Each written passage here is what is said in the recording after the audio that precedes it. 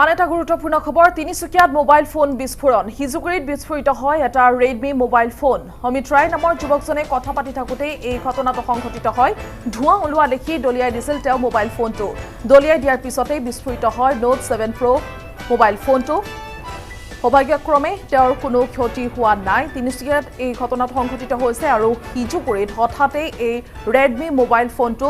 বিস্ফোৰিত হোৱাক লৈ অমিত ৰায় নামৰ লোকজনৰ মাজত কিছু ভিডিঅ সঞ্চাৰ হয় তেওঁ কথা পাতি থাকোঁতে হঠাৎ এই ঘটনাটো সংঘটিত হৈছিল হঠাতে তেওঁ দেখিছিল মোবাইল ফোনটোৰ পৰা ধোঁৱা ওলাবলৈ আৰম্ভ কৰিছিল আৰু তাকেই দেখি তেওঁ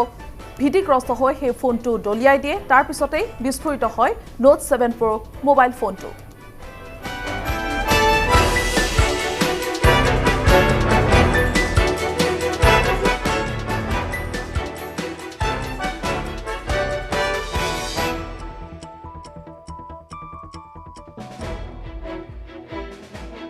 লাকৱালা গৈ থকা সময়তে হঠাতে মোৰ ৱাইফৰ ফোন আহিছিলে ফোন অহাৰ টাইমতে মই ফোন ৰিচিভ কৰিলোঁ ফোনত কথা পাতিলোঁ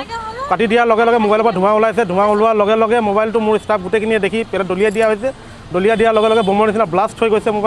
মোবাইলটো আছিলে নোট 7 প্ৰ ঠিক আছে